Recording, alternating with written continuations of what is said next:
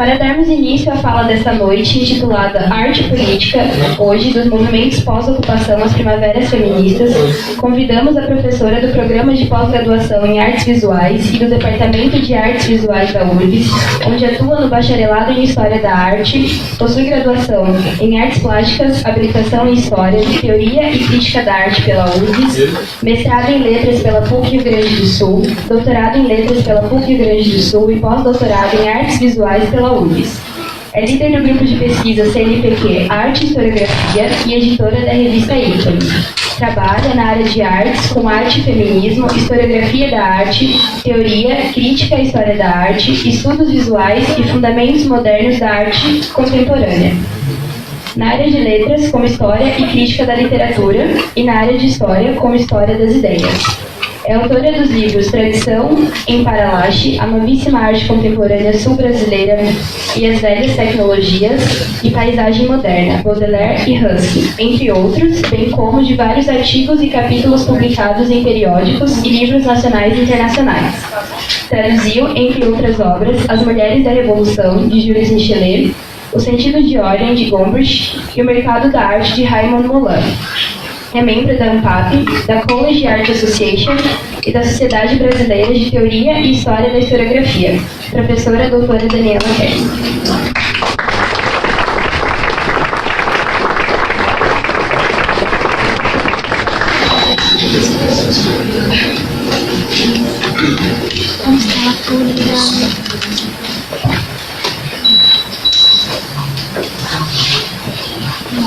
Boa noite a todas e todos. Antes de mais nada, quero agradecer muito o convite para participar desse belo evento com essa sala cheia, para tratar desse tema nesse momento, né, que é muito importante. Agradeço o Delcio pelo convite, que fez toda a mediação, né, para que eu pudesse chegar aqui. Parabenizo vocês que organizaram. Eu quero comentar com vocês o que eu convido vocês a verem comigo essa noite. Na verdade, eu trabalho há muitos anos já com várias coisas ligadas à tradução, né? Eu gosto de ver coisas que são feitas pelo mundo afora e traduzi-las e fazer com que a gente possa ter acesso a isso, né? Nós vamos ver movimentos que estão acontecendo fora daqui nos últimos 10 anos e agora estamos em 2019, é um momento pouco fazer uma recapitulação do que está acontecendo nos anos 2010, né?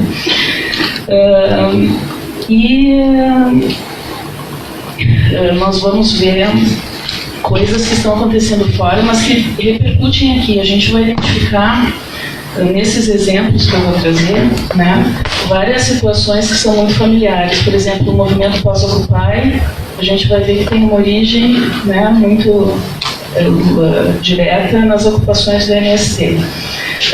Depois nós vamos ter as nossas outras ocupações aqui, né? E de tudo isso vai surgir muita arte que ainda tem que ser pesquisada, né? Porque ela está nas redes sociais.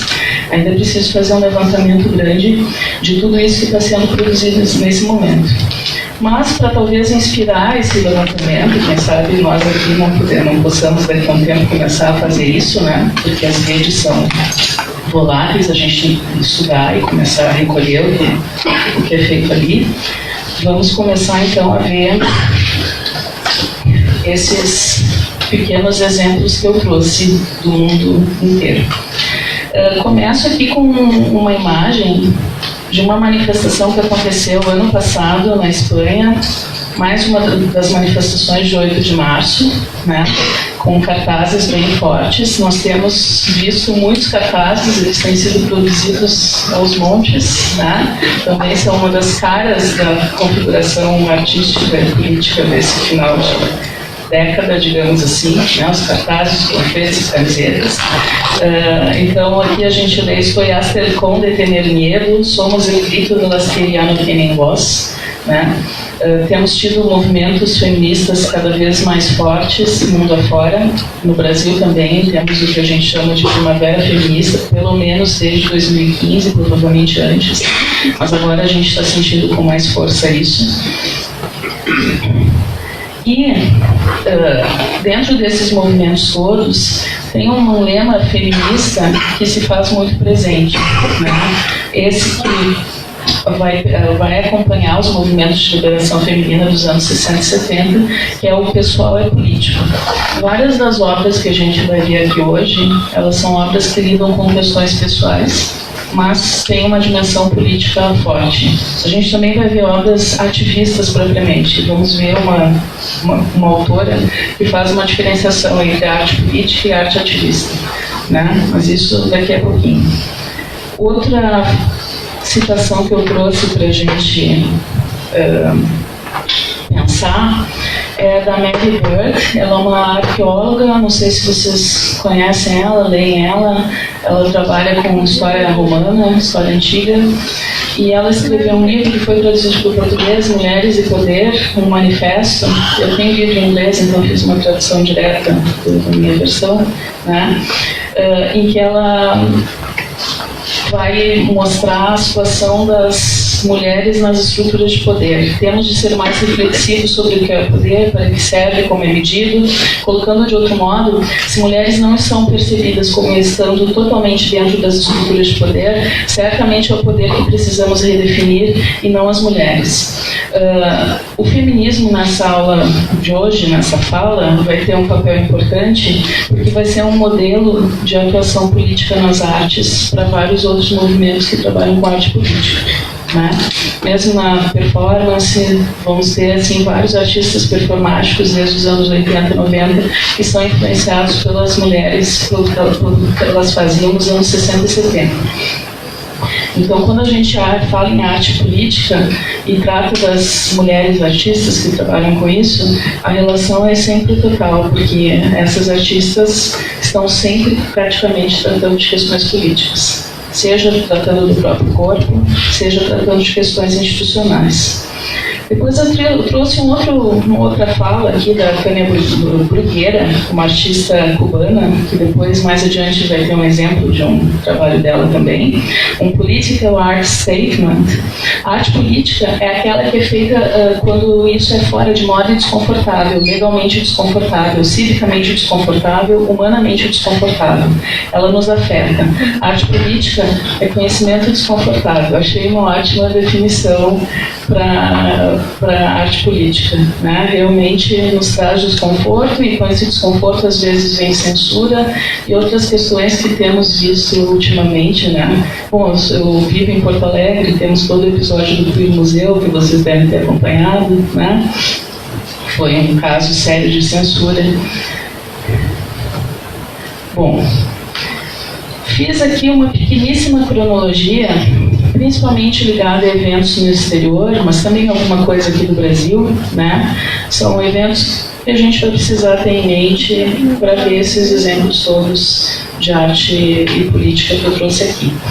Em 2011 a gente tem a Primavera Árabe, daí vamos ter as designações todas de primaveras, inclusive as primaveras feministas que estamos vendo agora. Em 2011 também temos um movimento de ocupação de Wall Street, Occupy Wall Street. Em 2013, um movimento que vai reagir ao Occupy Wall Street, né? E também tem a sua pauta própria, que é o Black Lives Matter, que vai ser fundado nesse ano. Em 2013 também temos no Brasil um movimento que começa lá em Porto Alegre pelo preço das passagens, né? Em 2016, dei um pulo aqui, temos o impeachment da Dilma Rousseff. Desde então as coisas têm se acelerado em termos de arte política no Brasil, cada vez um volume maior de manifestações. Em 2016 também, pela primeira vez, uma mulher vai chegar à disputa final da Casa Branca, da presidência, né, que é a Hillary Clinton. Em 2017 vamos ter nos Estados Unidos um movimento Me Too.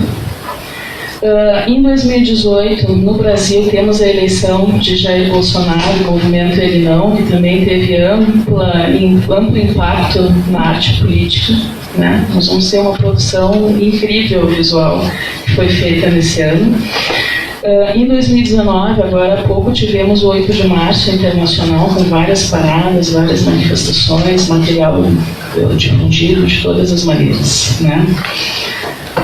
Para ajudar a conduzir essa nossa conversa, eu trouxe aqui várias informações e várias observações, várias ideias de um livro chamado Strike Art, Arte da Greve, né? Arte Contemporânea e a Condição Pós-Occupy, desse autor aqui, o Ace McKee.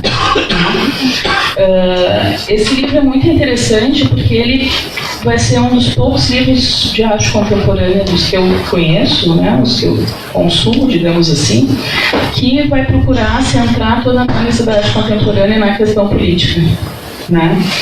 E ele vai mostrar que depois do movimento de ocupação que acontece em Wall Street em 2011, nós vamos ter uma série de outros movimentos panfletários, ativistas, né, que vão ter lugar nos Estados Unidos e em outras partes do mundo. É um modelo que vai se difundir, né, e vai ter, assim, grandes características visuais esses movimentos de ocupação.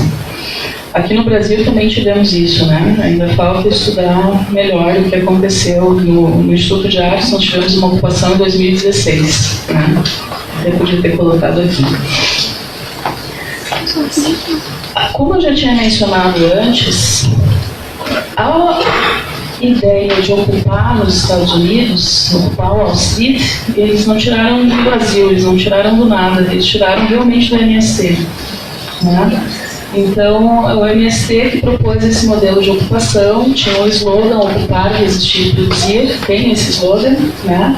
Começou essas ocupações, sobretudo nos anos 2000, e em 2009, nós vamos ter outro tipo de ocupação nos Estados Unidos, antes do Occupy Wall Street, que são as ocupações e greves na Universidade da Califórnia. Lá o slogan vai ser ocupe tudo, não exija nada. Em setembro de 2011, então, a gente começa a ver o desenvolvimento do Occupy Wall Street com o slogan Nós somos os 99%. Esse slogan tem voltado com tudo, acabou de sair um livro feminista que tem essa frase no título, né? Nós somos os 99%. Para muitas pessoas, como para essa artista aqui, Martha Schwenender, né, o movimento de ocupação vai ser a primeira experiência real com arte política, né, uma experiência intensa. Então, ela vai dizer que 2011 foi 1968. E a gente está tendo aqui também nos nossos cotidianos vários 1968, né, se repetindo assim. Uma geração que não tinha tido contato, né, com essa necessidade de fazer política tão forte, agora está despertando para isso. O autor do livro vai dizer o seguinte: Occupy foi e continua sendo um evento nesse sentido, dando origem a uma condição pós-Occupy que agora foi recodificada e radicalizada pelo evento do Levante de Ferguson e subsequentes mobilizações.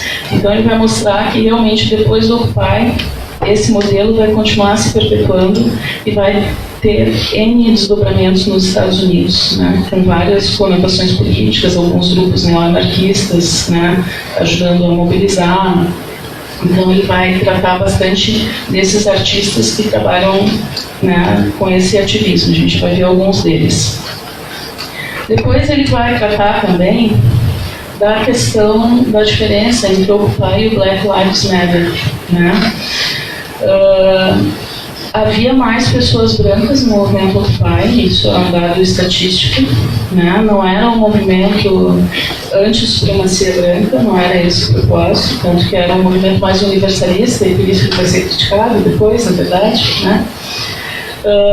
Havia várias alianças multirraciais em várias áreas de atuação do movimento, trabalho, habitação, ação antipolicial, né? Então não se trata também de um movimento só de brancos, não era isso, né? Mas o Black Lives Matter vai mostrar que era necessário incluir nessa discussão a questão racial também nos Estados Unidos, né? Não é possível fazer movimentos dessa envergadura sem trazer o que a gente agora está chamando de interseccionalidade, né? Depois veremos esse conceito também. Tem uma passagem especialmente bonita do texto que eu acho legal mencionar, né? Ele vai mostrar como que a Occupy era arte, né? Quais eram as características da Occupy, o que as pessoas faziam e fazia com que esse grande movimento fosse totalmente artístico também, né? Durante o Occupy e depois, artistas engajados em cada faceta do trabalho do movimento, incluindo facilitar assembleias massivas, desenhar ações diretas, coreografar treinamentos, preparar e servir comida, desenvolver mensagens, slogans, canto, produzir concertos, escrever comunicados, publicar panfletos e revistas, fazer marionetes, roupas e impressos, banners, sinalizações, pôsteres, stickers, memes e qualquer outra forma concebível de mídia. Reciprocamente, como teorizado pela rede de treinamento Beautiful Trouble, organizadores e participantes do Occupy sem treinamento profissional em arte viram sua própria obra afetada por preocupações artísticas com visualidade, performance e poética. Então havia realmente uma gama de coisas que se tinha que construir dentro do Occupy, e mesmo pessoas sem formação artística acabaram tendo que aprender assim, a fazer uma marionete, a fazer um pôster, a fazer um lame, né? E se viu a necessidade de preparar as pessoas para saber fazer essas coisas. Então várias oficinas começaram a surgir, e a gente tem visto isso agora, né? A gente vai ter lá no IA uma oficina de lame quarta-feira para preparar para quinta-feira, né? Então, isso é um modelo que está se difundindo ao mundo afora. Agora, já chegando na parte de alguns exemplos, eu queria comentar com vocês esse CAI, que é o Critical Art Ensemble. É um coletivo neossituacionista. Eu não sei se vocês leem Guy Debord, Sociedade do Espetáculo, né? Dos anos 60, um texto fundamental, anos 70, tem o filme também. Bom, vai haver grupos neossituacionistas que querem agir na cidade, usando de novo esse conceito de deriva, né? De fazer intervenções ativas na cidade. Esses grupos também, às vezes, estão associados com o anarquismo. E esse grupo em específico, o Critical Art Ensemble, eles vão trabalhar com o que eles chamam de mídia tática, né? Por exemplo, um exemplo que não está aqui, mas eu vou comentar. Eles vão trabalhar com os zapatistas no México e vão derrubar as páginas do governo mexicano, né? Então, eles preparam ações midiáticas, ações que envolvem às vezes alta tecnologia, né? E fazem essas ações pontuais assim mundo afora. É um trabalho muito interessante, o site deles é muito bom, eles têm um grupo que é conhecido por mais ter livros do que trabalhos, né? Mas vale a pena acessar o site deles. Depois tem esse outro artista que eu vou comentar com vocês também, que é o Clark Stokely. Esse eu conheci pessoalmente. Ele foi num evento em Nova York, do qual eu participei, e pude ouvi-lo falar para uma plateia cheia, como essa sala, né? E ele causou aquilo que a gente viu que é a definição de arte política, desconforto, como ele falou. Que quando ele falou para a sala cheia de historiadores da arte, ele falou muito mal do governo americano. E as pessoas ficaram muito desconfortáveis, né? Porque toda a arte dele envolve criticar o governo. Ele fez várias intervenções, uma delas é esse caminhãozinho Wikileaks. Ele está ligado diretamente ao Wikileaks, ao Assange, esse grupo, né? Então ele percorre os Estados Unidos com esse caminhão. Ele fez várias outras ações também, por exemplo, levou ternos para Wall Street e pediu que pessoas na rua se vestissem como os executivos de Wall Street, né, para ver como é que elas se sentiam, né? Ele faz várias coisas que são bem divertidas também. Bom, mas ele se superou nesse caso aqui. Ele conseguiu, isso ele nos contou, ele conseguiu um crachá especial para assistir o julgamento da Chelsea Manning, né? Que muitas vezes aparece agora na imprensa, de vez em quando é presa, é uma militar americana, né? Que acabou entregando para o Wikileaks uma quantidade enorme de informações sobre as guerras americanas, né? Mostrando tudo que os americanos faziam de errado nessas intervenções militares. Esse julgamento foi considerado secreto. O nosso artista conseguiu entrar no julgamento, taquigrafou todo o julgamento, desenhou tudo. E ele transformou o julgamento secreto numa história em quadrinhos que ele publicou, para quem quisesse comprar. né? Eu comprei, obviamente. Então, aqui só mostrando para vocês algumas páginas.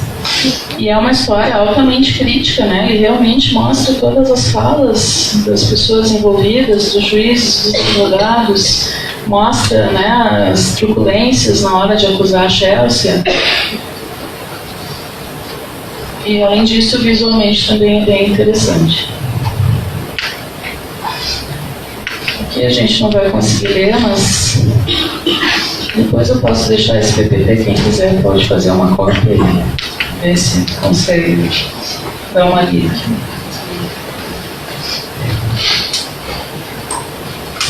Uma história bem comprida, só botei alguns aqui para ilustrar.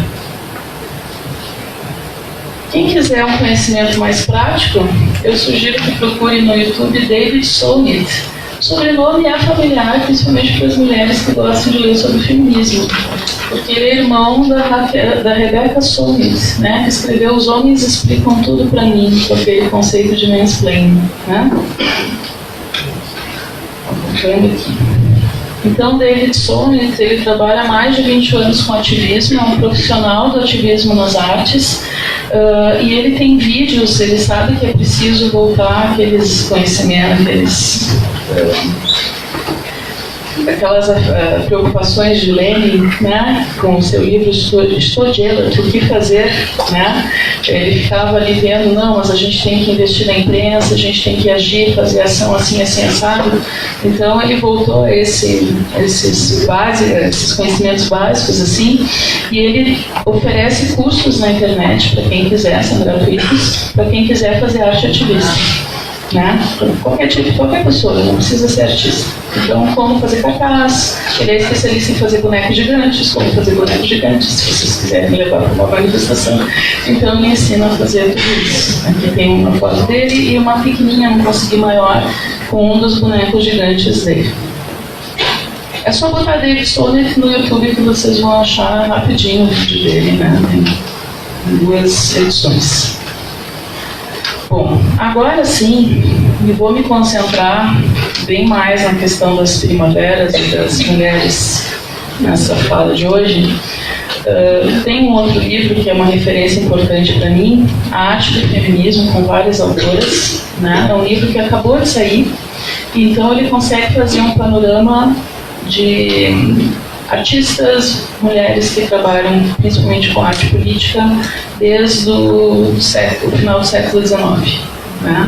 Mas a gente, como eu disse aqui, está concentrado agora, hoje, em 2010 em diante. Então, peguei artistas só desse período.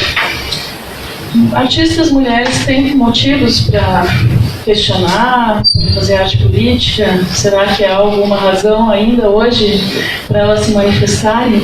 Há várias razões, né? A situação das mulheres no neoliberalismo é bastante precária, muitas são chefes de família, muitas estão desempregadas ou são autônomas, várias têm empregos precários ou empregos de meio período. Ataques a direitos, que eram direitos em alguns países, né, estão acontecendo cada vez mais, como, por exemplo, o país que tem direito ao aborto, esse direito está sendo ameaçado, ou nem se deixa que isso se transforme em direito. Aqui mesmo no Brasil, há o perigo de que as regras de aborto sejam endurecidas, né. Licença maternidade, outro direito em vários países, também está sendo atacado, né? Nos Estados Unidos, para dar um pequeno exemplo, a licença maternidade é só de 12 semanas, e não são pagas, né, essas semanas. E mulheres têm remuneração inferior à dos homens, isso é provado por N pesquisas em várias e várias funções, né, mesmo fazendo o mesmo tipo de trabalho. Além disso, a gente já tem uma marca dos anos 2010, é o fato de termos no planeta Terra mais pessoas morando em cidade do que no campo. Esse número virou na virada dos anos 2010, né? No começo dos anos 2010.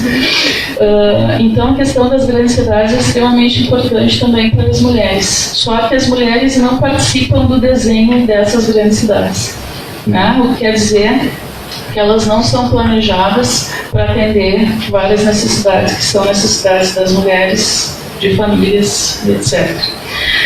Isso por vários motivos. A gente pode ir atrás de número de arquitetos que são mulheres, né? Aqui tem esse levantamento. Mulheres são 31% dos arquitetos na Europa, 20% dos arquitetos nos Estados Unidos, 26% dos arquitetos na Austrália. Então ainda são em número bem menor do que homens nessa função.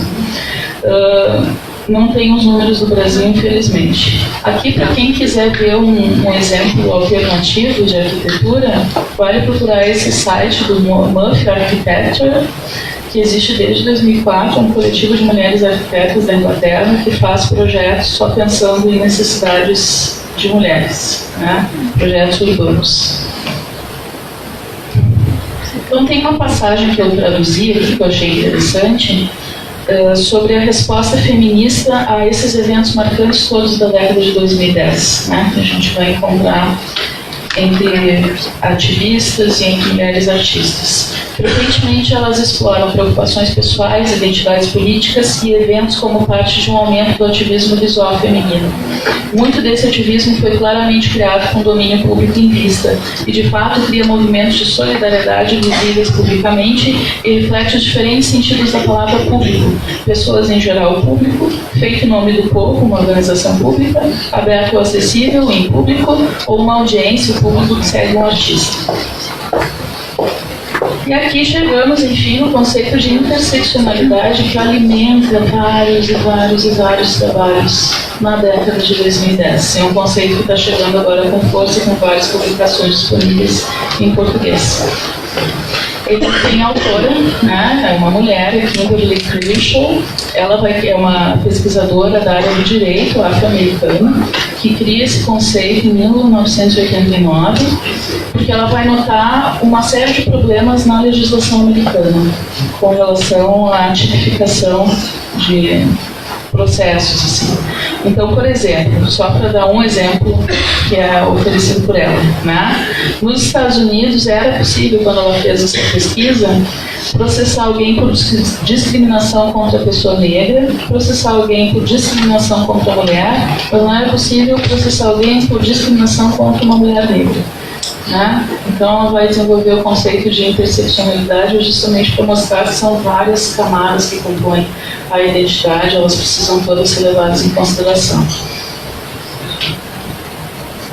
Uma outra autora aqui na área do feminismo artístico é extremamente importante, é a Lucy Lippert. Ela tem um artigo que vocês podem achar na internet, eu quero traduzir, vai ser minha próxima tradução, Cavalos de Troia, Arte, Ativista e Poder, de 1984. Nesse artigo ela vai fazer uma distinção muito interessante entre arte política e arte ativismo, né? Mostrando as características de cada uma delas. A arte política ela vai apresentar como sendo aquela que tem preocupação com questões sociais, com dimensão social, e tem uma natureza de comentário ou análise, né? Então é uma visão de fora, digamos assim, né? Um exemplo disso é o que a gente chama nas artes de crítica institucional. Nos anos 60 nós vamos ter vários artistas que criticam museus, criticam várias instituições de arte, né? Vão fazer obras criticando essas instituições. Já a arte e ativismo, né, existe um envolvimento, a arte ativista tem um envolvimento direto com o social e tem uma audiência para aquela arte e se trabalha com aquela audiência, né? Então a gente vai ter artistas que criam organizações, que criam escolas, que criam vários tipos de sociedades, né? E eles realmente muitas vezes nem vão se definir como artistas, mas como ativistas simplesmente. O que a gente vai ver a partir de agora são vários exemplos de obras que são ou arte política ou arte ativista, ou uma mistura dos dois. E eu coloquei em ordem cronológica para a gente ver a década de 2010 passando na nossa frente. Tá? Estou começando com essa obra de uma inglesa, Claire Fontaine, que ela exibiu em Durham, na Inglaterra, em 2011. Perto de uma fábrica abandonada. Aqui, esse letreiro, Capitalism Kills Love, o love fica apagando e acendendo, né? Então a gente tem 3 maneiras, pelo menos, de interpretar esse letreiro. O capitalismo está nos matando, quando o love não aparece, né? O capitalismo mata o amor que sentimos uns pelos outros. O capitalismo mata love, né? O capitalismo mata, meu querido, minha querida, né? Que é o modo que eles se chamam no norte, no nordeste da Inglaterra, love, né? Então, é uma obra que causou bastante impacto nos locais em que ela é colocada. Depois, em 2011, a Tânia Bruguera, que eu já tinha citado, ela tem, na verdade, obras anteriores que são bem mais famosas do que essa, mas eu trouxe essa pela data, pela diferença dela também, né?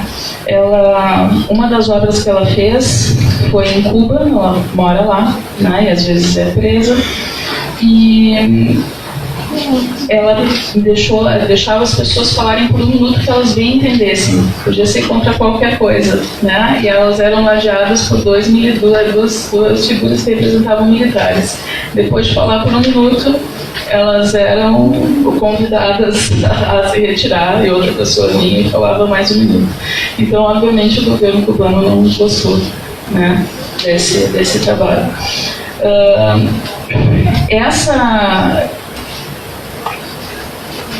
Essa obra dos pins, né, ela faz uma ironia com os pins corporativos que são usados por muitas companhias, né. Ela tem um movimento chamado Immigrant Movement International, que pensou o PIN como maneira de valorizar mais os imigrantes, ao mesmo tempo de mostrar, né, como esse formato está sendo deslocado, né, de sentido ao ser destinado a uma categoria que não costuma receber esse tipo de mimo, digamos assim, né?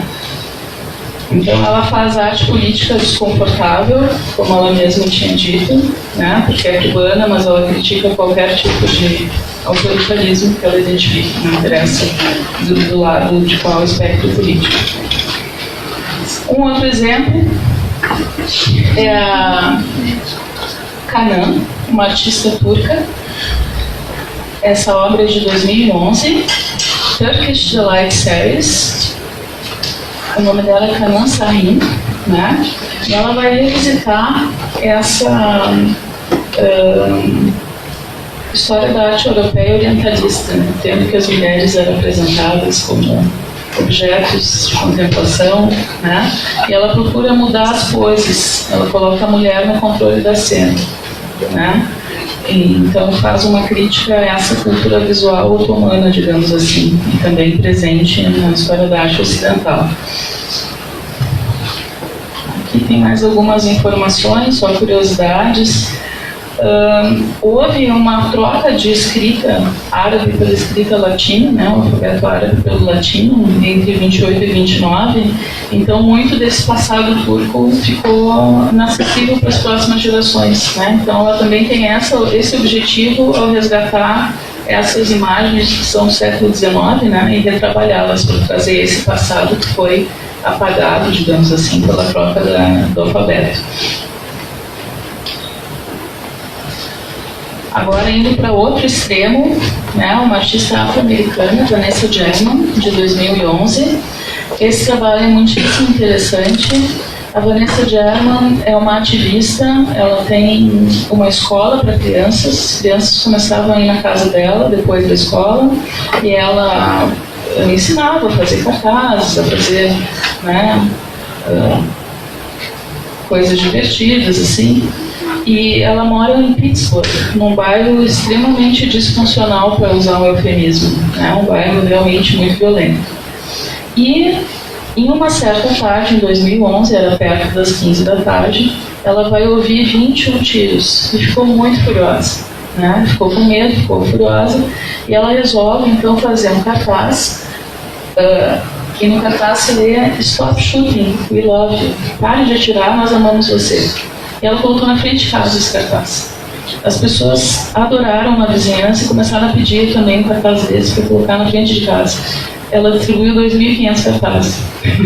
Foram colocados em toda a vizinhança aqui em Pittsburgh, naquele bairro que ela vivia. Então, ela vai conseguir, através de mobilização da comunidade, construir uma escola. Ela vai comprar uma casa perto da casa dela, com apoio da comunidade, que é a Love Front Park, né? E vai criar, então, essa escola de artes, que é muito bem sucedida, e aí tem um trabalho social impressionante nessa comunidade.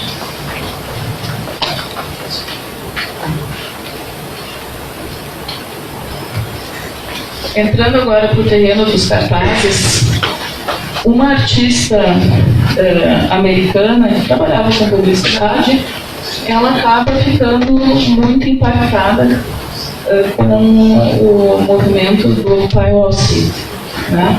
E ela resolve fazer então uma coleção de cartazes. Estão ouvindo bem? Sim. Tá, quer que eu vi um outro. Bom, uma coleção de... Agora sim. Ela faz uma coleção de cartazes bem ativistas mesmo, né? Eu peguei um dos mais, assim, que eu encontrei. Na internet vocês encontram vários outros, né? Abra seus olhos, essa é a revolução. Molly Craigable, né? Então ela vai ser uma das principais artistas do movimento do Occupy Wall Street. Um outro exemplo, já estamos em 2012, é a Andrea Fraser, uma artista que é bem conhecida entre as feministas, tem um vasto repertório de obras, né? Mas ela estava tão incomodada com a política no sistema das artes que ela vai fazer um trabalho que é um texto, né? Em 2012, e vai expor no Bienal do Whitney Museum. Não há lugar como a casa, né? Até vou ler um pedacinho aqui, né? Não sei se vou conseguir ler. Eu tinha atribuído à crítica institucional o papel de julgar a instituição da arte contra as reivindicações críticas de seus discursos legitimadores, sua autorrepresentação como um lugar de contestação e suas narrativas de radicalidade e revolução.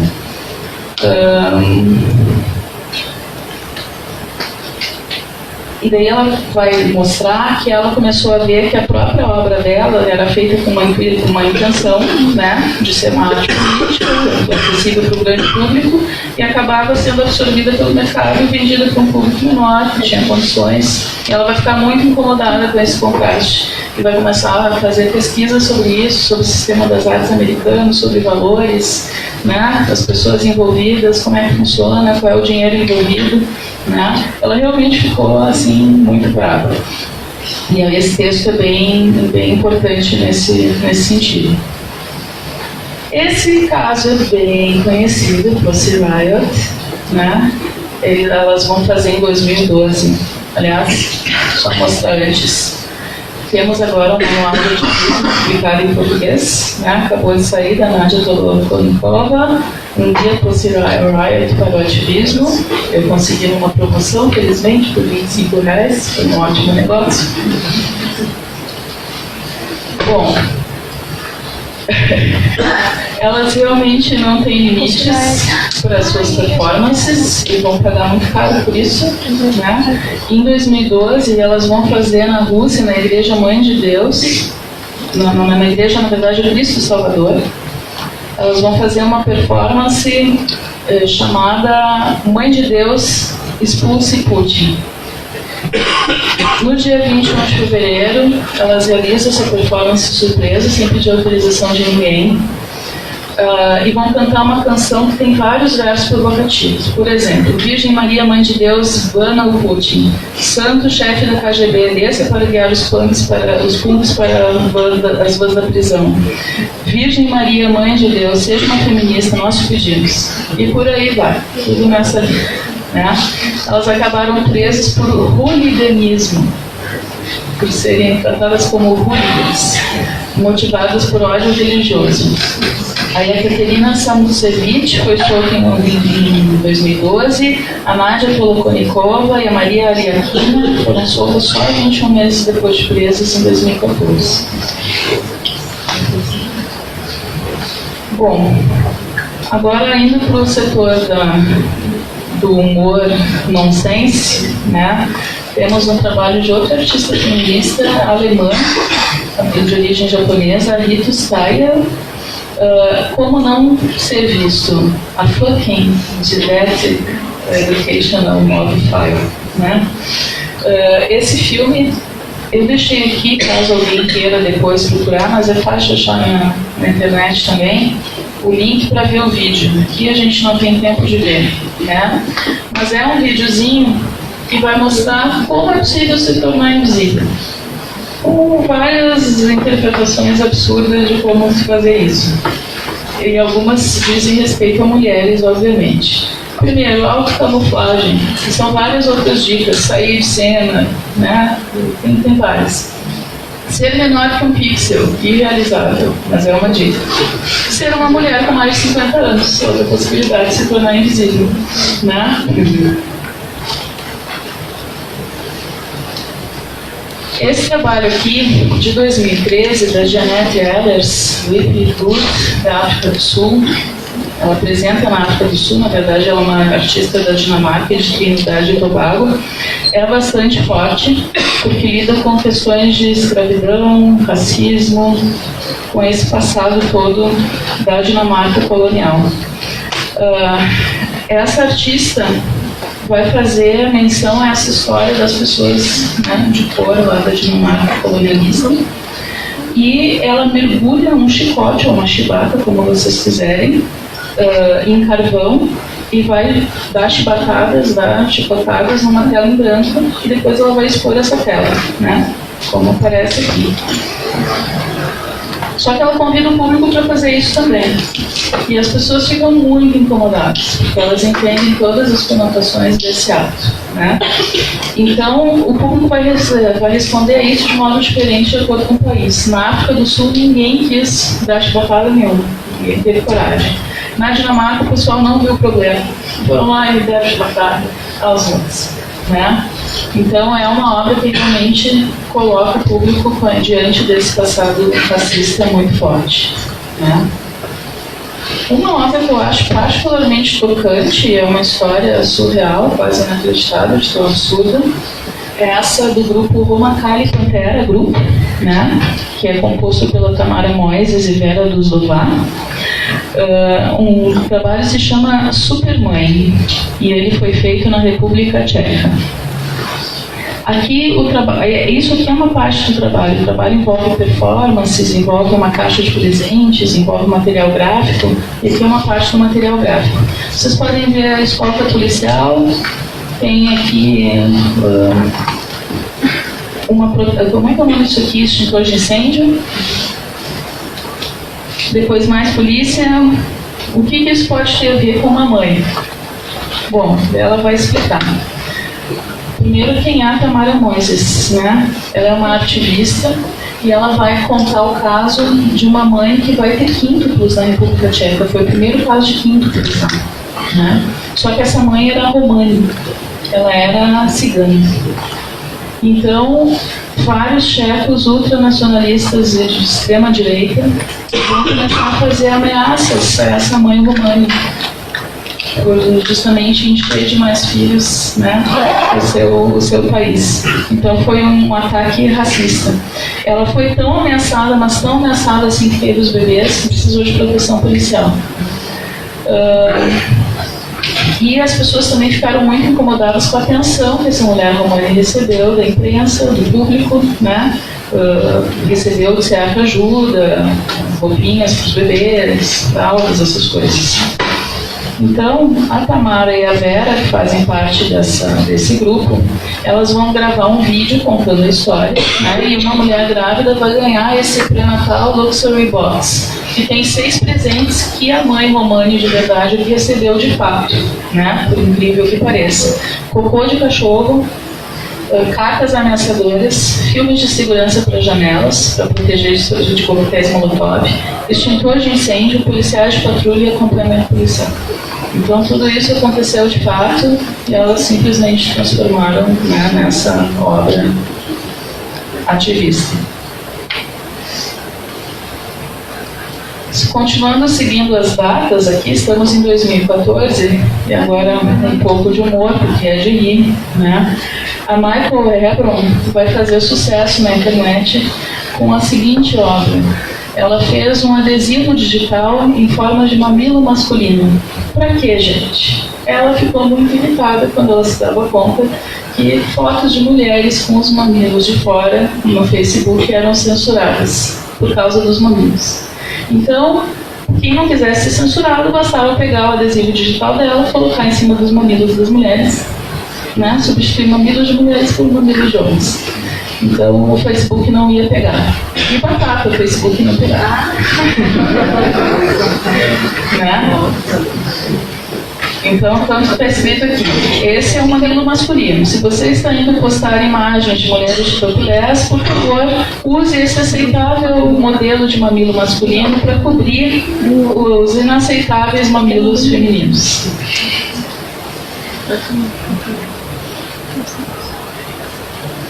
Outro projeto dela, que eu só coloquei aqui como registro, ela fez uma contagem em galerias particulares, galerias privadas, da presença de artistas homens e de artistas mulheres. As Guerrilla Girls já tinham feito em menor escala isso também.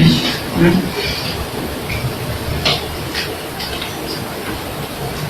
Essa artista tem sido mais divulgada, Zanelli Morroli. Ela tem uma obra fantástica chamada, essa última aqui é chamada Hail, The Dark Lioness, da África do Sul. Ela, na verdade, também é uma artista que se considera ativista, antes de tudo. Ela atende a comunidade LGBT, né? É lésbica, e sofreu vários ataques, um deles bastante grave. Em 2012, a casa dela foi invadida e os computadores dela foram levados, com todos os HDs externos, todo o material que ela tinha nos últimos 5 anos de trabalho foi roubado. E deixaram o resto da casa intacto. Realmente era uma crítica à arte dela, né? Crítica mais do que crítica, né? Uma agressão à violência. Ela também trata bastante nos seus trabalhos da realidade das mulheres negras lésbicas na África do Sul, que é particularmente brutal, porque lá é disseminada a cura pelo estupro, né? Então isso é um procedimento muito comum, nem se registra em delegacia, é uma coisa muito, muito dolorosa, muito séria. E ela trabalha também com vítimas desses estupros, né? Fotografa só pessoas que são maiores de idade, que têm consciência do uso que a imagem que vai se fazer da imagem. E essa série Hail, The Dark Lioness, ela vai fazer da seguinte maneira. Essa foto talvez não dê para perceber bem, mas ela vai criticar aquelas fotos etnográficas em que as pessoas de origem africana aparecem com objetos africanos, né? Sempre caracterizadas assim. Então ela vai pegar objetos aleatórios para mostrar que isso é uma construção ocidental, né? De querer sempre fazer o típico. Né? Então ela pega qualquer coisa que ela encontra e faz adereços, se veste, se traja, né, com esses objetos. Além disso, ela conseguiu um efeito de pós-produção que deixa a pele dela intensamente negra. A pele dela não é dessa cor, né? E ela também brinca com essa questão dos contrastes de cor de pele e etc.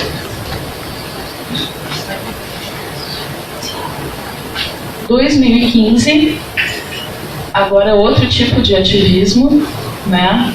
Mulheres que vão literalmente para a rua para protestar. Vamos ver alguns grupos. Esse aqui é o Sisters Uncut, que vai fazer uma manifestação no lançamento do filme Suffragettes, lá no Prêmio BAFTA. O filme ia ser premiado, na verdade, em 2015. Né? Elas vão obstruir o tapete vermelho do filme, do evento. Né? O motivo dessa obstrução é o corte de verbas para a proteção de mulheres que sofrem violência doméstica.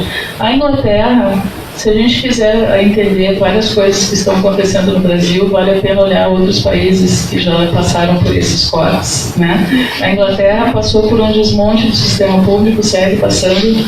É impressionante, eles têm um número de pobreza e índices de pobreza muito altos. E vários direitos das mulheres também estão sendo atacados lá, né? Como essa verba para a proteção das mulheres contra a violência doméstica.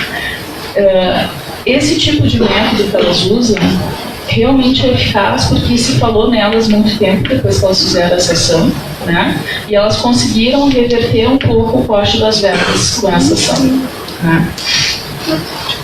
Então, e elas também vão dizer, se elas foram um filme sufragetes, fazer uma ação direta que as próprias sufragetes faziam, né? Como a gente pode ver, alguém que viu o filme, viram, né? Vários devem ter visto. Elas também agora, elas fizeram outra ação, que é uma ocupação propriamente, né, de uma antiga prisão, a Holloway Prison, que tinha sido fechada não faz muito tempo, e elas querem que essa prisão seja transformada num centro para a recepção de mulheres vítimas de violência. Um outro coletivo de mulheres é esse aqui, La Barbe, de Paris. São mulheres que usam barba postiça, né? Essa aqui é uma ação delas de 2016 contra a violência numa escola militar. Barba em francês tem dois sentidos, quer dizer barba e quer dizer também chato, né? Então elas brincam com os dois sentidos quando escrevem esse nome. Esse grupo vai ser criado em 2008, né? Em função do fato da primeira candidata mulher à presidência da França ter sofrido uma campanha sexista horrível em todas as mídias, né? Então elas resolveram atacar no território do inimigo, digamos assim, né? Elas vão se infiltrar em ambientes masculinos, predominantemente masculinos, em estruturas que são tidas como mais masculinas, e elas fazem intervenções lá, lendo textos, esse tipo de coisa. Só mais um detalhe, elas também, como o grupo anterior, fazem essas cenas todas para chamar a atenção da mídia, né, para passar a sua mensagem. Agora,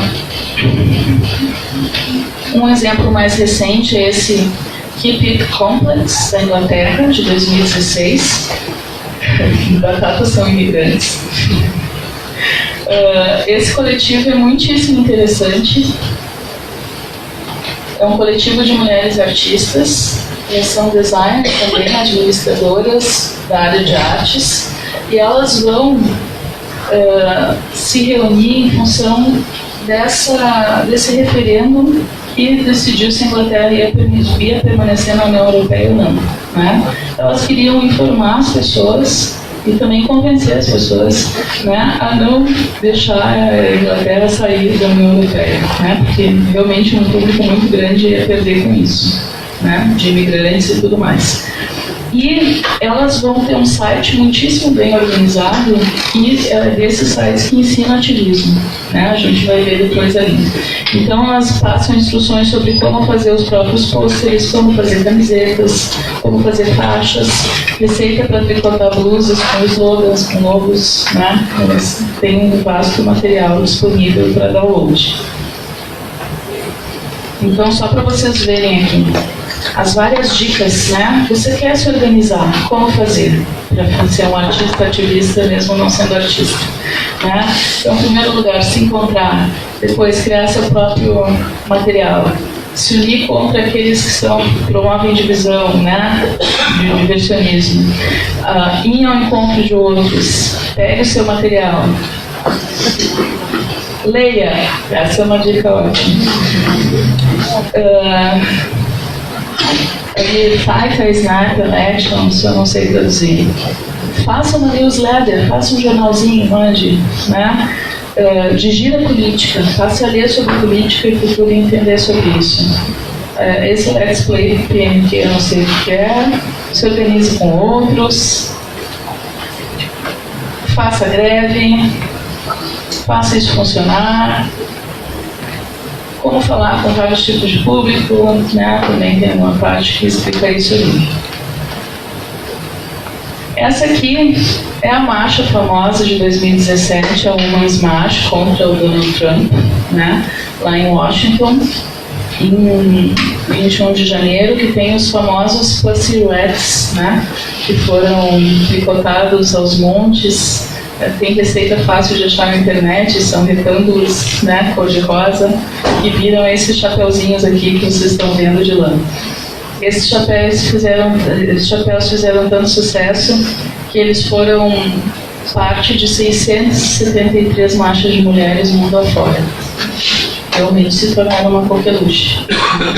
E eles, hoje em dia, integram o Vitorinoble Museu, o acervo desse museu.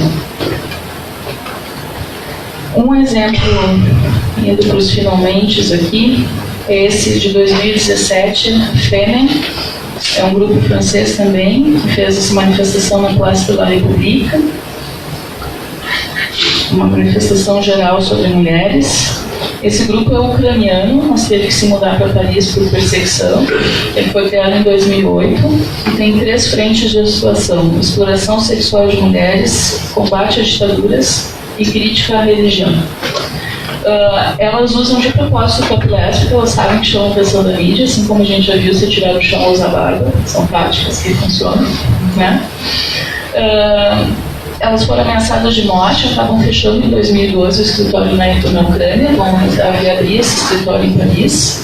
Elas se definem como sextremistas e uma das polêmicas nas quais elas se envolveram foi em relação ao hijab, né? Elas criticam. Então há feministas que defendem o hijab, feministas muçulmanas, e elas acabaram entrando em conflito aí nesse momento.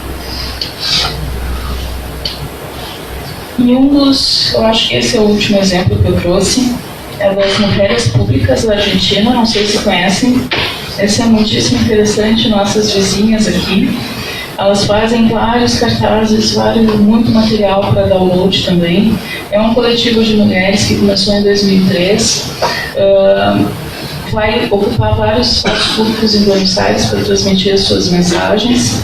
E vão colar também pela cidade de Buenos Aires vários desses pôsteres. Como esse aqui, Revolução, o amor não é um privilégio heterossexual, mostra vários tipos de família, de casais e grupos amorosos possíveis, né? E tem um love ali invertido também. Esse cartaz é particularmente bom, né? Se o 8 de março é o Dia da Mulher, o que se passa no resto do ano? Discriminação, penalização do aborto, desemprego, violação, lesbofobia, assassinato, pornografia, golpes, abuso sexual infantil, pobreza, invisibilidade e violência. Depois tem esse outro cartaz aqui, né? Sobre exploração do trabalho doméstico, o tempo que as mulheres gastam nesse trabalho, né? Não é, em geral, remunerado. E aqui também um outro crítico que mostra a mulher colonizada.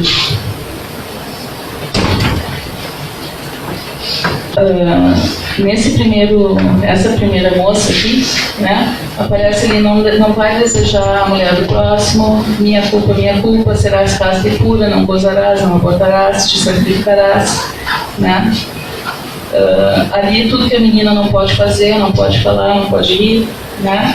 E depois a moça que já está adequada às normas, pinta as unhas, te depila, arruma o seio, sorria, te maquia, né? Então uma ironia, um sarcasmo com relação a isso que se espera das mulheres, culturalmente. E aqui eu chamo a atenção para curadores e curadoras e curadores trans, que é o caso de Xavier Araquistain, né? Que é um curador feminista e que vai fazer vários eventos pela Europa em favor dessa pauta feminista e ativista, né? Eu trouxe aqui o cartaz de um deles, 8 estratégias feministas para interromper o olhar masculino, que aconteceu, acho que foi agora recentemente, não sei se 2017 ou 2018. E para não deixar de falar do Brasil, né, eu queria comentar, não tem internet aqui nesse computador, tem? Acho que não. Não, mas não tem problema, eu comento. Né? 3 exemplos, não sei se conhece o Jornal de Borda. Sim, muito bem. Né? Aqui no Brasil nós temos várias manifestações maravilhosas de arte e ativismo que estão, espero, pelo menos as minhas estão pesquisando algumas delas. Eu destaco o Jornal de Borda, que tem um viés anarquista, como esses movimentos que a gente vê também nos Estados Unidos, né? Temos o Grupo Nítida, agora 2 grupos lá do Rio Grande do Sul. O Grupo Nítida, que pesquisa mulheres fotógrafas e a inserção delas no sistema, e principalmente o desaparecimento delas do sistema, né? A pouca visibilidade dessas mulheres. E a Mulheres nos Acervos, que é um grupo super recente que está fazendo levantamento em todos os acervos públicos de Porto Alegre para saber quantas mulheres fazem parte desses acervos. E estão fazendo intervenções também. Elas fizeram agora uma faixa gigante, assim, com o nome de todas as mulheres presentes nos acervos de Porto Alegre e deixaram isso pendurado na rua. Né, para quem quiser passar e ter uma ideia da quantidade de mulheres que está lá nos acervos, não é exposta e não fica sendo conhecida. Para concluir, eu queria dizer que a gente, no Rio Grande do Sul, em Porto Alegre, tem feito bastante pesquisa com relação à arte e feminismo, né? Estamos procurando ser ativos, temos grupos de estudo, trabalhos orientados, né? Nós organizamos eventos e existe uma demanda muito grande por esse assunto, né? Realmente uma demanda crescente. Acho que é um momento que a gente tem que realmente se armar, né? De conhecimento, de táticas, principalmente de ativismo. Ficou bem claro que tudo que a gente julgava que era dado como certo ou garantido não é, né? E as mulheres feministas se dão conta disso há muito tempo já. Eu acho que continuam sendo um bom exemplo para a gente seguir nesse momento de tanto conflito, para dizer o mínimo. Bom, gente, eu aguardo as perguntas de vocês e agradeço a atenção.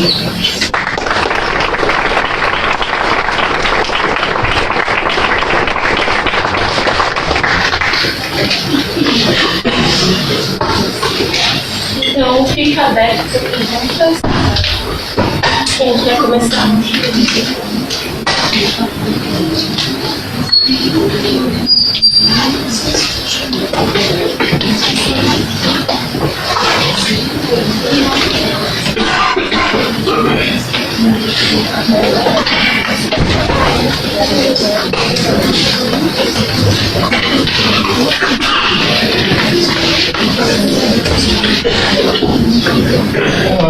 Boa noite, meu nome é Diego, sou estudante da 8ª Fala de Curso de História. Eu vim aqui falar.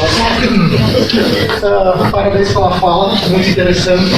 E a minha pergunta é mais específica em relação à pesquisa histórica com fontes eletrônicas. Pelo que eu estou aprendendo, eu trabalho muito das imagens que tu tem acesso, que vocês pesquisam, é a partir de imagens distribuídas e encontradas na internet. Como que é tu buscar esse acervo em um meio que não é muito comum na própria historiografia comum? Como é que é o trabalho a partir de uma fonte que está no meio digital? Ela em si ela não existe tanto no meio físico.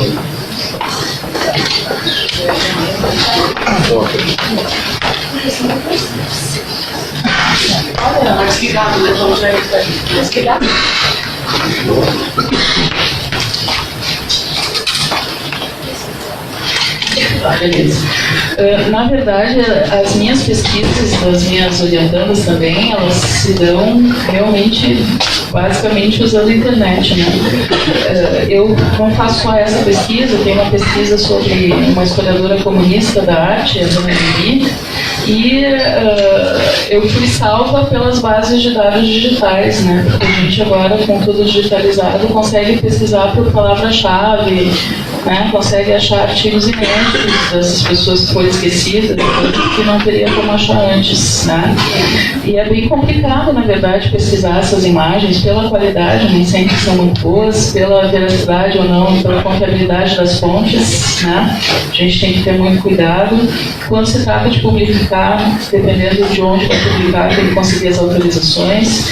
Os americanos, eles têm uma organização com relação a isso, para variar, né? Existe, eu conheci uma moça que era doutoranda e ela tinha como bico conseguir autorizações de imagens só para os seus professores. né? Mas a gente aqui não tem. Obviamente essa função é muito cara. No geral a gente não vai pagar o preço que é exigido pelos direitos de imagem, né? Mas é uma questão complicada, e na área de artes a gente precisa fazer direto essas pesquisas, não tem muito como escapar, né? O máximo que a gente faz é seguir aquelas normas, colocar a fonte, né? Quando vai fazer um trabalho acabado, né? Colocar o site. Em geral ele não vai ter DOI, que é uma pena, né? Então, muitos artistas têm agora Scalabras, né? Ele contorna esse problema de conseguir o direito das imagens, tirando ele mesmo fotos. Ele só vai usar a imagem que ele pôde fotografar. Então ele consegue, por exemplo, vai tratar de um museu, ele vai na loja do museu e tira fotos, né? Então ele contorna esse problema do acesso às imagens.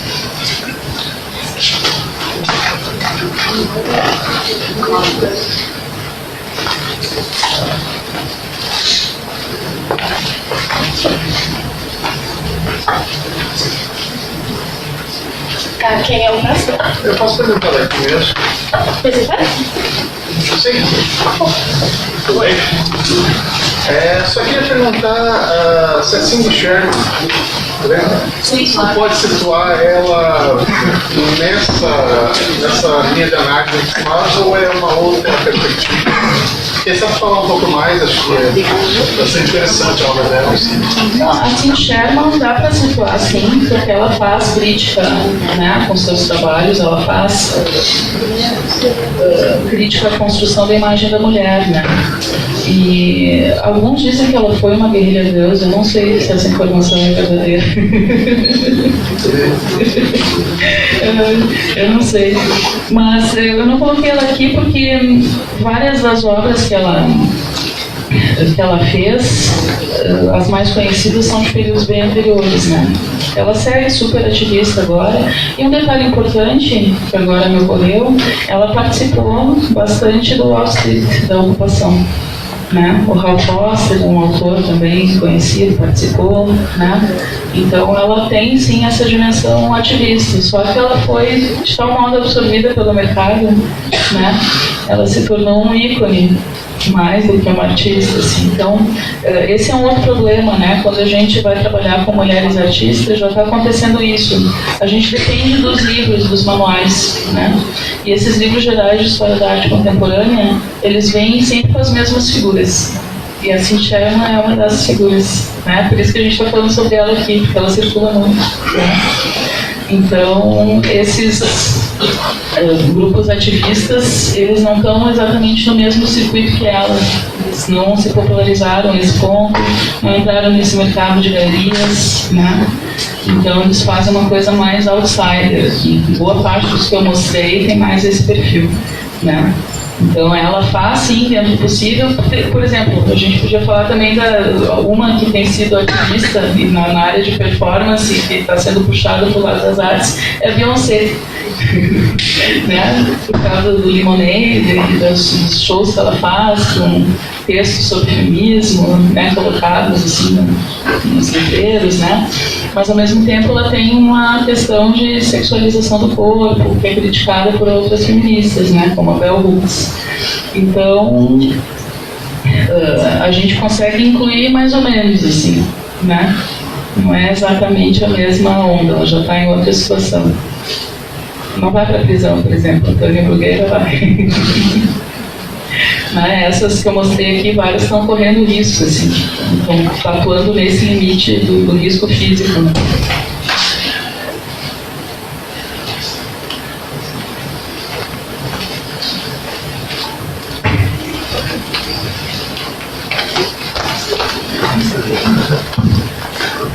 Professora Daniela, quero cumprimentá-la também, parabenizá-la pela palestra brilhante e pelo trabalho que a professora fez para nos trazer aqui uma década, né, de arte política feminista que eu em boa medida desconhecia, né?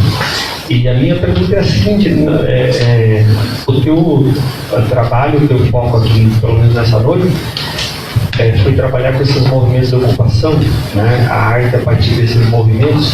Eu fiquei curioso para saber alguns exemplos, para conhecer alguns exemplos de arte política ou de arte ativista, como você disse, que você falou bem no início da sua fala, que as pesquisas, né, estão tentando observar desde o período do final do século XIX, né? Se você pudesse nos dar alguns exemplos de arte política ou de uma arte, não sei se posso dizer feminista, ou produzida por mulheres, enfim, de períodos anteriores, né, onde nós não tínhamos essa mídia toda, essa facilidade de produzir coisas tão interessantes como a gente, embora, né, eu sei que você fazia coisas interessantes de outras formas também, né? Se puder nos dar uns exemplos, eu gostaria. Sim. Por exemplo, começando com a Claude Caron, saiu um livro dela em português. Agora não vou ler o título, talvez daqui a pouco eu me lembre. Mas ela trabalhava também com performances nos anos 30, se vestia como homem, né? E vai provocar os nazistas durante a Segunda Guerra. Vai ser quase morte, é outro que foi no limite assim, da provocação, né? Nesse caso era bem ativista. Uma mais antiga ainda, que eu não sei, não dá para chamar a arte dela de ativista, mas ela tinha um comportamento que a gente consegue incluir nessas manifestações de ativismo. Lá no Margos, no Rio Grande do Sul, a gente tem uma obra de uma artista chamada Rosa Bonella, né? É uma artista do século XIX que só pinta animais, porque ela acreditava muito em psicose, achava que as almas humanas encarnavam nos animais, né? E ela se vestia como homem também.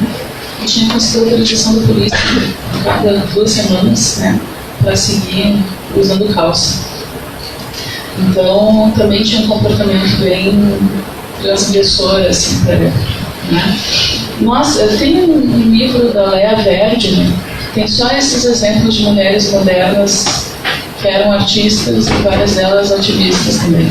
O nome do livro é Outra Metade da Vanguarda. A Vanguarda que ficou esquecida, né? Um livro do começo dos anos 80, que também não foi traduzido para o português, né? Então são realmente muitos exemplos, assim.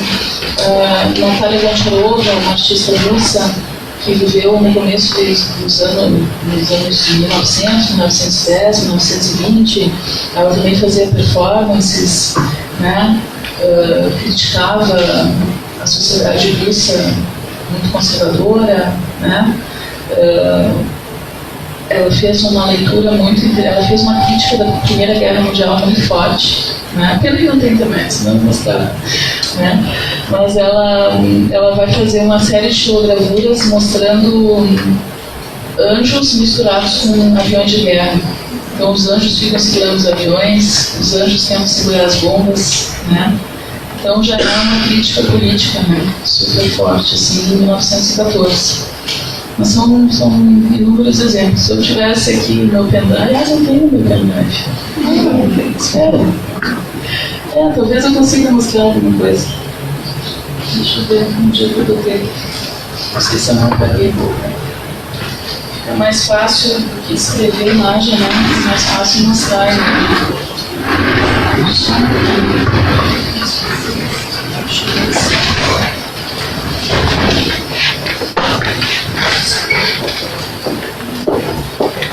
Só ver aqui se eu consigo. Se você não for demorado, né?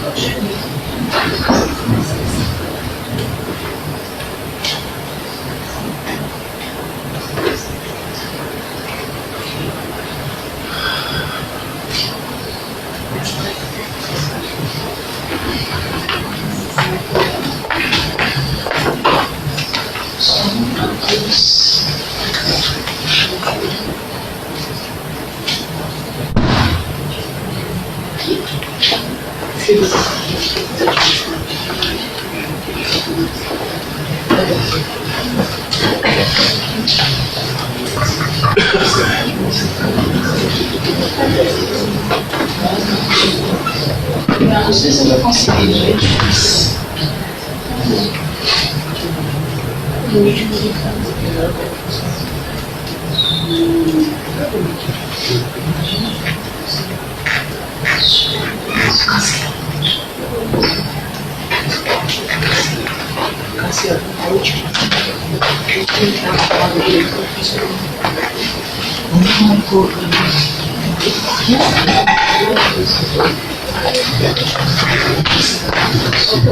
Natália Goncharova.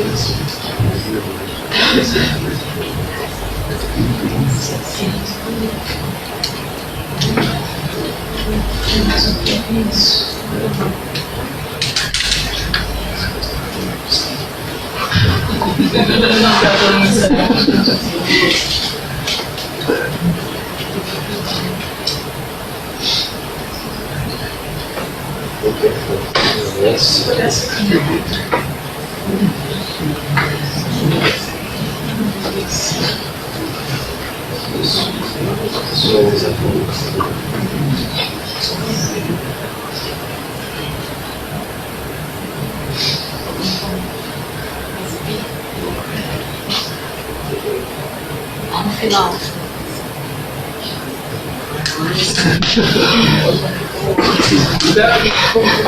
Aqui, ó. Aqui uma performance da Goncharova e do Levanov, seu companheiro. Eles andavam assim pintados pelas ruas de Moscou em 1913. Ficavam abordando as pessoas na rua. 1913, né, gente? Antes da Revolução, não é um momento muito bom para ficar abordando as pessoas na rua pintadas de verde. Aqui. E a Goncharova? Quero mostrar essa aqui. Onde é que eu botei? Aqui. Vaiana e russo, né, que é a guerra.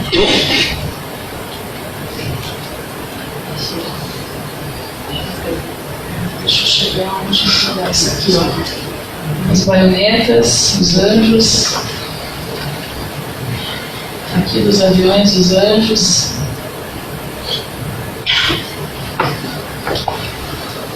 Os anjos e as bombas. Aqui os vários mortos. Então já dá para dizer que é arte política, assim, em 1914. Aqui acho que eu não tenho mais elementos nesse aqui. Só para dar o exemplo para ilustrar o que eu tinha falado. Mas teria vários outros, eu só não vou ter de catar aqui, né? São muitas mesmo. A Vanna Rock, né, que fazia as colagens. Nossa! A Sônia Delaunay trabalhava com simultaneismo.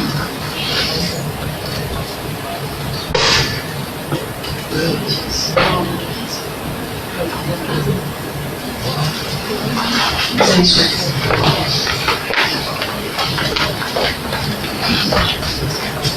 Não precisa não. Já achei o que eu queria. Tá ok.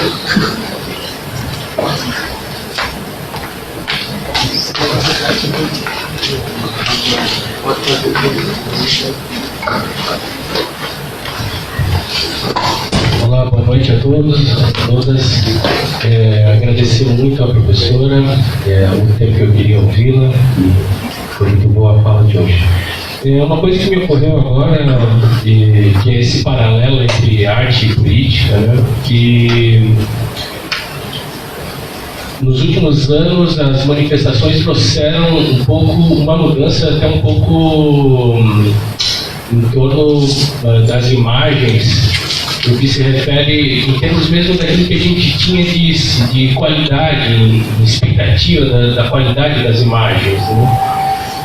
Se durante os anos 90 a política teve um grande deslumbramento assim, com a publicidade, né, e tudo aquilo que a televisão permitiu, as novas formas de comunicação, de repente, de 2013 para cá, a gente vê o movimento contrário, né, onde as pessoas estão buscando justamente estratégias cada vez mais artesanais, né, e tanto numa perspectiva mais à esquerda quanto à direita, né, muita gente avaliou que o bolsonarismo, né, usou desse recurso, né, de, bom, mesmo podendo botar, né, melhores câmeras de televisão para fazer os seus vídeos, ele colocava um celular, né, e assim sucessivamente. Então há um retorno, de certa forma, na política dessa dimensão mais artesanal, né? E uma coisa que me ocorreu agora é que na arte, em alguma medida, né, a gente teve essa mudança no século XX, que em algum momento, né, o artista era aquele que dominava uma técnica, né, que era capaz, né, de transferir as suas ideias a partir de uma técnica, do desenho e tudo mais, e no século XX deixa de ser isso, né, não necessariamente ele precisa dominar essa técnica, ele passa a ser um conjunto de ideias mais importante do que essa técnica. E nesse momento agora parece que há uma unidade entre essas duas dimensões, né? Também assim um ativismo artístico que faz uso de materiais muito simples, né? De estratégias artesanais, uso do seu próprio corpo como um instrumento de intervenção, que não necessariamente precisa de muito recurso, né? De grandes estruturas. Queria te ouvir a respeito disso, se tu acha que tem mesmo relação nessa transformação. Eu cheguei a pesquisar, eu publiquei em 2013 um livro sobre isso, Tradição e Paralaxe, sobre como jovens artistas estavam usando estratégias passadistas, assim, né, para fazer a sua arte. Então eu analisei vários aspectos disso, né, sobre exposição a novas tecnologias, um pouco de romantismo, né, de achar que o passado pode ser melhor, né? As origens podem ser mais puras, o interesse mesmo pela artesania que está se perdendo, e também uma dimensão conservadora na sociedade que a gente vê que está atingindo vários aspectos mesmo, né? Tem essa onda conservadora, a gente vê nas artes por vários detalhes, como por exemplo a volta do conceito da beleza. Mesmo no tempo que a gente vê esses direitos sendo excluídos, a beleza vai voltando, né? Que está ligada ao comércio de luxo, à elite, né? Então, realmente tem essa volta ao artesanal, assim, e eu mostrei aqui vários exemplos, né? Mesmo esses exemplos de fazer o gorrinho. E no caso das mulheres, especificamente, tem uma variante interessante, né? Que são fazeres femininos. Então, fazer o tricô, agora tem o bordado ativista, né? Que deve também quem faça, não é? Eu tenho lá em casa também um bordado que eu encomendei. E é uma tendência crescente, como tu disse, está sendo absorvida por todas as dimensões políticas. Eu tenho vários livros sobre isso, de remediação, sobre pegar uma mídia e transformar em outra mídia, né, que é uma coisa que está sendo bastante feita também, né, sobre essa moda retrô, um amigo meu chama da moda do velhinho, né, que foi também absorvida pelo comércio. Então, são valores que toda a sociedade compartilha, isso que se tornou interessante, né. Então, mesmo esquerda ou direita, vai achar aquilo mais autêntico, mais legal, né? É melhor fazer o cartazinho em casa, pegar a canetinha, desenhar, né? As pessoas estão reagindo bem a isso. É curioso. Posso passar para trás? Pode. Então, eu queria dizer que eu gostei muito, muito mesmo dessa pesquisa, achei muito interessante e relevante, especialmente para nós mulheres e também para homens que têm muito a aprender com o feminismo e aprender do feminismo. Eu queria saber sobre essa questão de, bom, a gente, conhecimento que a gente tem de arte de uma forma mais geral é justamente uma arte mais clássica, uma arte europeia, europeizada e tudo mais. Então eu queria que tu pesquisa essa arte que é mais uma questão mais subversiva mesmo, a arte contemporânea, que é a arte das ruas e a arte do manifesto. Então eu queria que tu comentasse um pouco sobre como é ser uma mulher pesquisando sobre mulheres subversivas dentro da arte. Ah, pois é. Na verdade, eu fui entrevistada por 2 alunas semana passada Elas tinham que fazer uma entrevista com uma historiadora da arte e resolveram me entrevistar. Elas perguntaram o que me motiva. Eu respondi o ódio. Na verdade, todas as vezes que eu fiz alguma pesquisa, eu fiquei com raiva de alguma coisa. Então eu posso dizer que eu me identifico plenamente com meus objetos de pesquisa, né? Todas as pesquisas que eu fiz, sem tirar nem pôr, é porque eu me irritei com alguma situação. Eu pesquisei, por exemplo, no século XIX, por que os personagens bonzinhos deixaram de ser interessantes. Então o nome da minha tese é um nome catártico, é Os Idiotas. E pesquisei isso porque um colega não tinha gostado do personagem que eu achava legal, e eu queria entender, mas como assim, porque os autores não conseguiam mais fazer bons personagens bons, né? Depois pesquisei essa comunista, e diziam que ela gostava muito de um autor chamado Wolfram, né? Aqui no Brasil estavam vendendo essa ideia, e eu descobri que ela odiava o cara, e fez uma tese de doutorado contra o cara. Então se restitui a verdade, né? E nesse caso das mulheres subversivas, eu realmente eu me preocupo muito com publicizar e tornar conhecimento acessível, né? E acho que no Brasil nós temos um grande problema no mercado editorial, né? A gente não tem acesso a essas informações. Tanto que eu vou me abastecendo de livros de todas as partes do mundo, República Tcheca, de todo lado, né? E se a gente não tem acesso, a gente não consegue dialogar com essas ideias, né? Esse é um grande problema. Então, acho que elas têm um potencial mais subversivo ainda quando a gente divulga bastante, né, o que todas elas fazem. E nem todo mundo gosta desse tipo de pesquisa, posso dizer, né? Agora, lá no Instituto de Artes, o feminismo está entrando, ninguém consegue mais segurar, mas nem todos os colegas gostam, se não acham que é um termo. Já teve aluno, um homem, um cara, que ele disse que o feminismo é uma questão superada na arte contemporânea. Vocês acham? Eu não acho, né? Então, a gente vai fazendo o trabalho de formiguinha, né? Cada dia traz um pouquinho mais de subversão para um grupo maior de pessoas.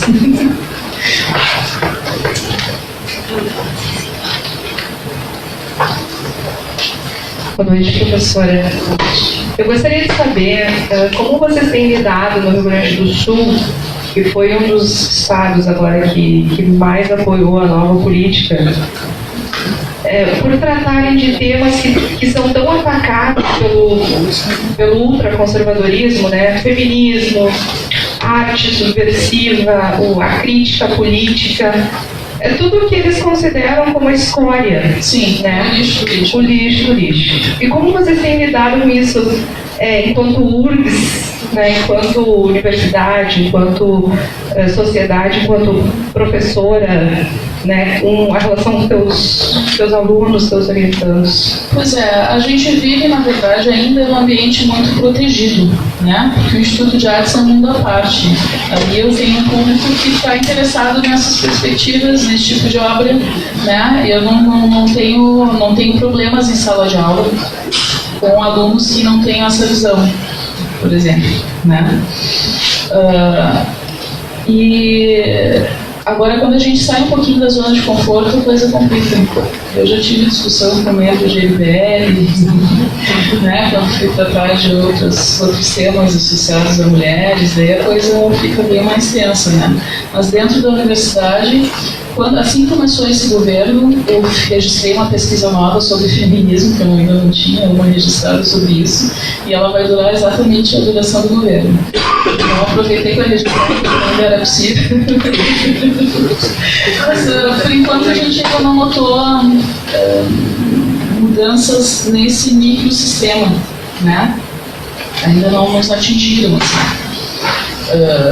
E o que tem acontecido é que a gente está fazendo ações para mostrar cada vez mais essas pesquisas, né, atingir um público maior. Então, em vez de nos voltarmos para dentro e ficarmos ali escondidos, a gente está tentando dar a cara a tapa para ver o que acontece. Agora, na quinta-feira, que vamos ter os protestos, os alunos decidiram ir para a praça, que fica do lado do Instituto de Artes, fazer oficinas de artes com o público, né? E tentar sair um pouco, porque é uma estratégia diferente daquela de ocupação que a gente viu aqui, né? Então, em vez de ficar ocupando um lugar, se passa a percorrer a cidade, né? uma coisa mais neossituacionista, né? Percorrer mesmo a cidade, tentando ir ao encontro das pessoas. Né? Então é isso, estou ainda na bolha, né? E as redes sociais, a gente também acaba fazendo o efeito, como é que é? Tem um nome para esse efeito que a gente vai se protegendo nas redes sociais, né? De opiniões contrárias. Isso qualquer lado do espectro. Tem um efeito bolha, não lembro se é isso ou não, né? Mas não vou dizer que não tem alunos com medo, né? Nós temos, eu já tive alunas que estão querendo deixar o país, assim, ficaram apavoradas com a situação, né? Principalmente devido à opção sexual, né? Daí torna um embate mais difícil, né? A gente tem tido alguns casos de suicídio entre alunos, né? Então tem um pouco tocado. Então é uma situação difícil, não vou dizer que não seja, mas estamos procurando estratégias, né, para mostrar, em primeiro lugar, que a nossa arte é relevante, em segundo lugar, que ainda é uma democracia e a gente tem o direito de falar, né? E em terceiro lugar, eu tenho advogado. Boa noite, Daniela. Aqui, estou. Parabenizo pela fala. Muito diferente, na verdade, até acho que no âmbito das artes, né? Falar sobre mulheres ativistas e é claro que nos últimos anos teve um boom de pesquisas sobre mulheres, né? Só que também pesquisas sobre mulheres mais do cânone artístico, né? Que tiveram formação dentro das academias e tudo mais. E o que trouxe hoje pra gente é algo mais desafiador ainda, né? Como complementando um pouquinho a fala anterior. Essa arte, fala um pouco, né, na situação um pouco do Rio Grande do Sul, como que essa arte ativista de mulheres, que ela não foi capturada pelo sistema das artes, porque elas não estão em museus e em galerias, né?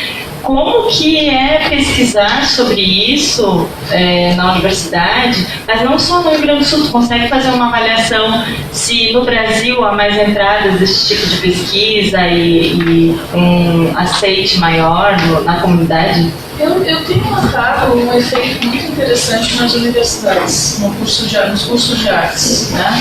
Que é o seguinte, esses temas considerados muito à esquerda do espectro político, digamos assim, né? Eles não eram muito bem vistos. Mas devido ao cenário político que a gente atravessa, eles estão sendo muito mais tolerados por professores que eles não os tolerariam, né? Eles estão sendo vistos como postos de manutenção de direitos fundamentais, assim. Então, eu tenho visto, eu não sei se não fosse esse momento político, a gente conseguiria entrar com o feminismo ali na outros institutos de artes, como a gente está entrando. Né? O feminismo lá está entrando em 2015, depois das manifestações de 2013, principalmente a partir de 2016, depois da queda da Dilma. Né? Então, realmente esse momento político está unindo as pessoas no mesmo espectro. Isso, sem dúvida, está acontecendo. Está aumentando a tolerância desses temas. Então, por incrível que pareça, é um bom momento para pesquisar, tá? Dentro da universidade, esse tema. E agora ou nunca.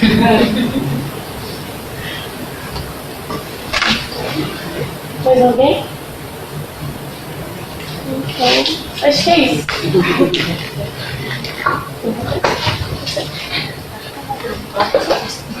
Só agradecer mesmo a fala da doutora Daniela. Muito obrigado.